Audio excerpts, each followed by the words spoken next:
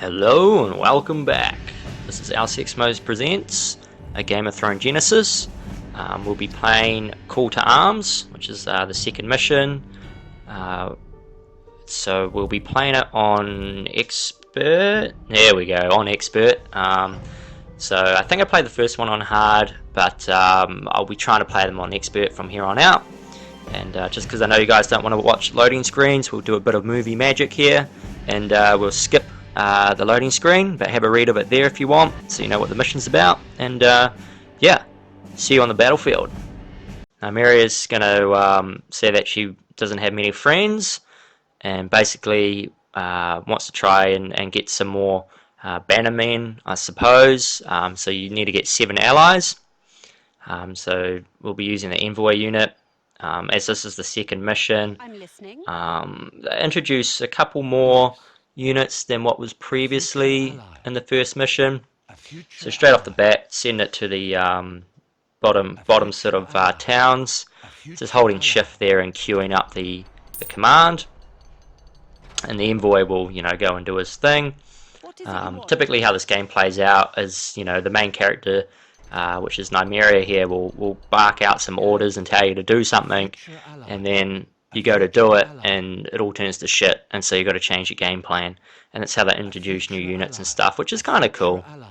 Yeah, so I just got a second envoy, sending him out as well.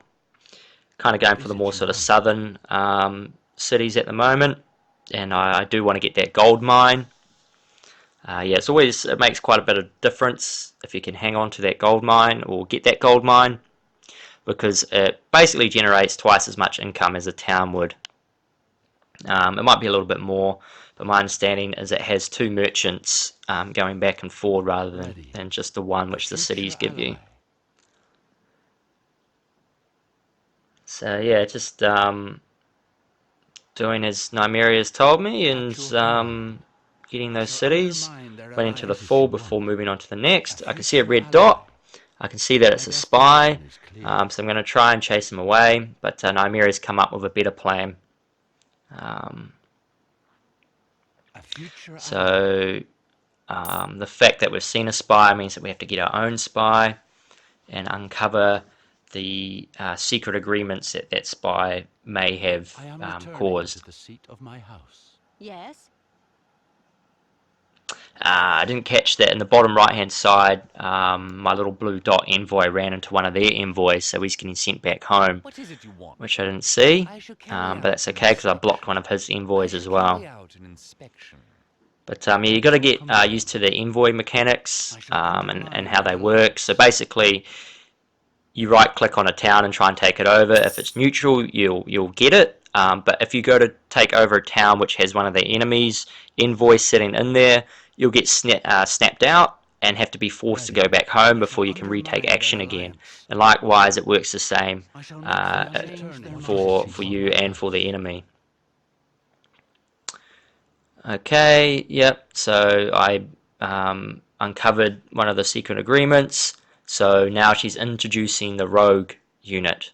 So yeah, have a read of what the rogue is and how he works, and then I'll talk a little bit about it once that sort of happens.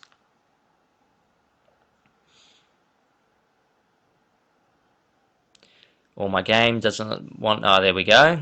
It says she's just taking his time to talk. Okay, so basically, get the rogue unit. So they've given me one here. Normally, you have to build him, but he's got 2 functions.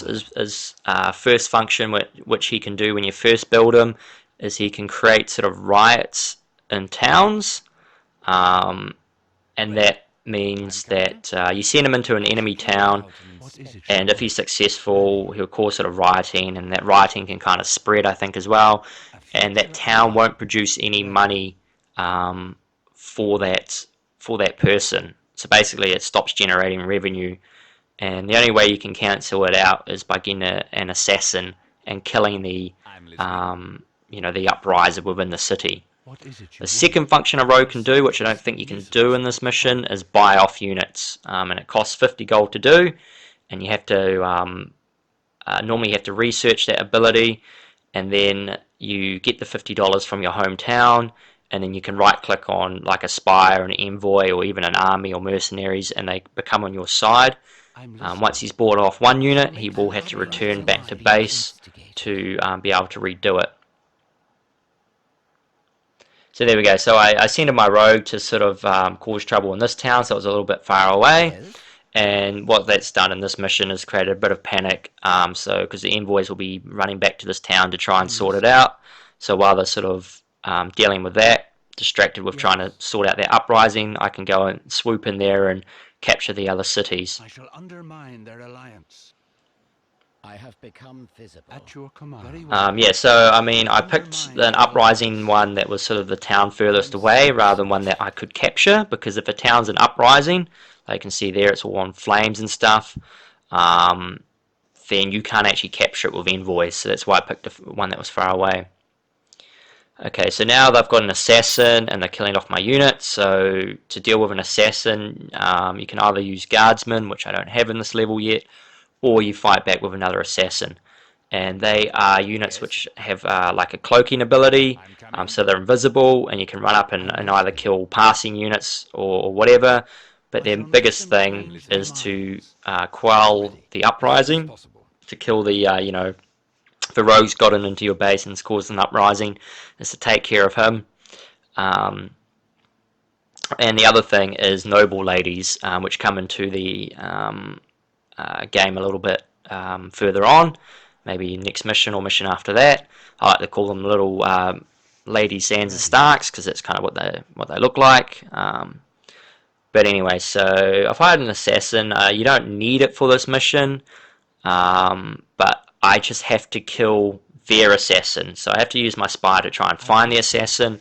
There's two methods I can do this. I can either run around and try and find him, or I can just wait until he kind of attacks again, and then I know what area he's in. So I can use an assassin to kill this assassin, or I can hire mercenaries to do the job. So I do have an assassin and a spy, and I'm just trying to be a little bit proactive and find it. Because I know the end goal of this mission is to have 7 cities, 7 allies. At the moment I've got 6, soon to be about 7. So once I've done all the, you know, get a rogue, do an uprising, find the assassin, kill the assassin, I'll have the 7 cities already captured as well, which is the final objective, and it'll just be kind of a victory. And as well, you know, it's helping me get more money, you know, as well. So if you're just playing this normally and just following Nymeria's kind of instructions, then you only have like 2 or 3 bases, and then once you finally kill the assassin, you have to go through and capture the rest.